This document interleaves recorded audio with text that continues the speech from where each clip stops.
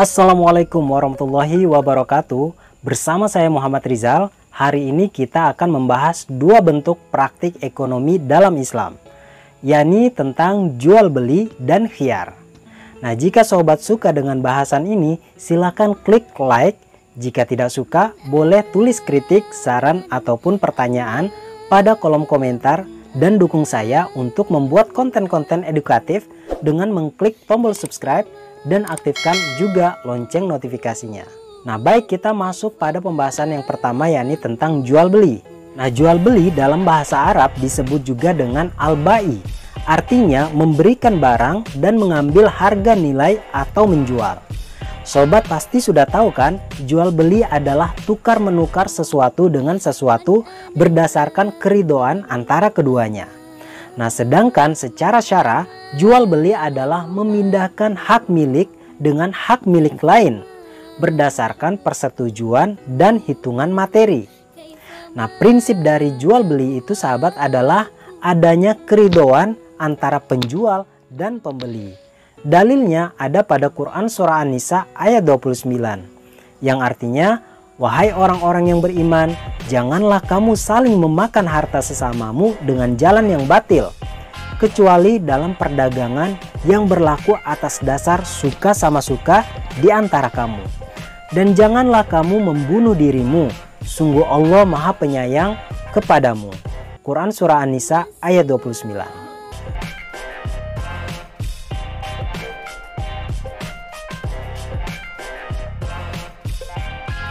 Sobat, dasar nakli jual beli adalah pada Quran surah Al-Baqarah ayat 275 yang artinya, dan Allah telah menghalalkan jual beli dan mengharamkan riba.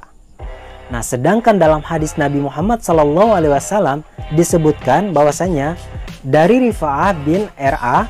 berkata bahwa Nabi Muhammad SAW ditanya tentang usaha bagaimana yang dipandang baik. Nabi Muhammad menjawab, pekerjaan seseorang dengan tangannya dan setiap perdagangan yang bersih dari penipuan dan hal-hal yang diharamkan. Hadis riwayat Al-Bazar.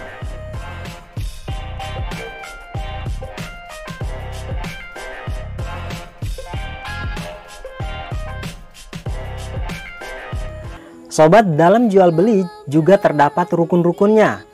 Minimal ada 4 rukun dalam jual beli. Yang pertama adalah adanya penjual dan pembeli. Yang kedua, ada barang yang dijual. Yang ketiga, ada alat untuk menukar.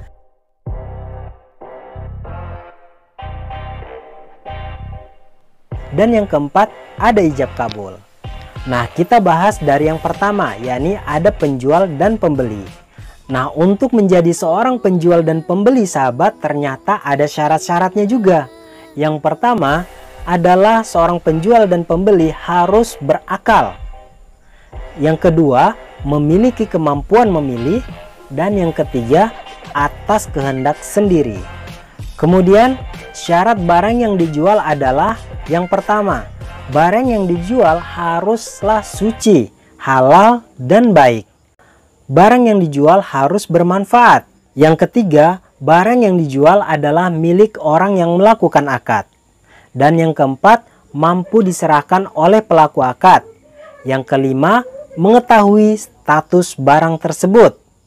Dan yang keenam, barang tersebut dapat diterima oleh pihak yang melakukan akad. Untuk alat tukar untuk membeli sekarang ini sahabat, ini alat tukar yang sah adalah berupa uang. Nah, kalau di Indonesia menggunakan uang rupiah. Sedangkan di luar negeri, alat tukarnya menyesuaikan dengan mata uang masing-masing negara.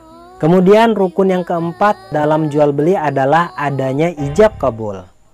Ijab adalah kata-kata yang menyatakan kepemilikan secara jelas. Misalnya, saya menjual barang ini kepadamu dengan harga sekian. Nah, sedangkan qabul adalah kata-kata yang menyatakan menerima pemilikan barang secara jelas. Contohnya, saya menerima atau rela atau setuju atau mengambil atau menerima pemilikan barang ini dengan harga sekian. Nah sobat, perlu diperhatikan ya, apabila ada orang menjual barang yang telah diakadkan oleh orang lain, maka hukumnya adalah haram. Hal ini sesuai dengan hadis Nabi Muhammad SAW. Janganlah di antara kamu menjual barang yang telah diakad pihak lain. Hadis riwayat Ahmad dan An-Nasai. Nah tadi itu adalah tentang jual beli. Nah sekarang kita akan membahas tentang khiyar. Jadi apa itu khiyar? Nah yang dimaksud dengan khiyar adalah boleh memilih antara dua, mau meneruskan akad jual beli atau mengurungkan niat untuk membeli, atau menarik kembali tidak jadi jual beli. Pertanyaannya sahabat, mengapa harus ada khiyar? Nah maksud dari khiyar ini supaya kedua belah pihak, baik yang menjual ataupun yang membeli, dapat memikirkan kemaslahatan masing-masing lebih jauh. Selain itu sahabat, supaya tidak ada penyesalan di kemudian hari lantaran karena merasa tertipu.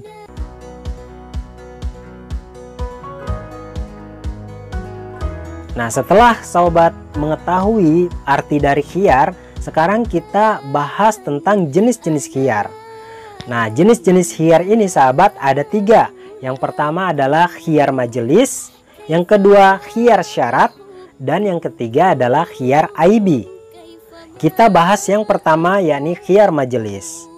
Jadi maksud khiyar majelis adalah pembeli dan penjual boleh memilih antara dua perkara selama keduanya masih tetap berada di tempat jual beli.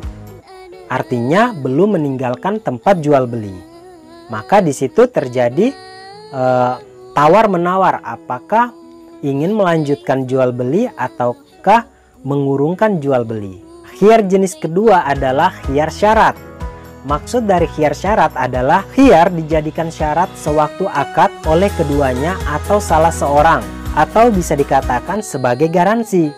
Contohnya, penjual mengatakan, saya jual barang ini dengan harga 50.000 dengan syarat khiyar selama 3 hari. Jadi kalau lewat dari 3 hari, maka jual belinya dianggap sah. Jenis khiyar yang ketiga sahabat adalah khiyar aibi. Nah apa itu khiyar aibi? Khiyar aibi sesuai dengan namanya adalah pembeli boleh mengembalikan barang yang dibelinya apabila pada barang tersebut ternyata terdapat satu cacat yang mengurangi kualitas barang.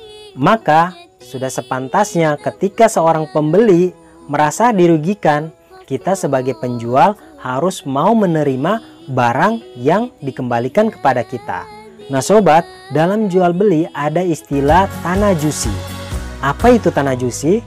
Nah, tanajusi itu adalah konspirasi menipu pembeli. Misalnya nih, ketika kita akan membeli barang di pameran, lalu ada orang yang pura-pura menjadi seorang pembeli. Kemudian dia menawar barang tersebut dengan harga yang tinggi. Hal ini dilakukan supaya kita menjadi yakin dengan barang tersebut, lalu mau membelinya dan bahkan rela membayar dengan harga yang lebih tinggi. Berkomplot dalam jual beli ini dinamakan tanajusi. Nah, bagaimana sekarang sobat? Sekarang sudah tahu kan ketentuan perdagangan dalam ekonomi Islam? Terus apa itu khiyar dan apa itu tanajusi? Oke, di video selanjutnya kita akan mengulas tentang perkara utang piutang dalam Islam serta mengenal apa itu riba. Oke, sampai jumpa. Wassalamualaikum warahmatullahi wabarakatuh.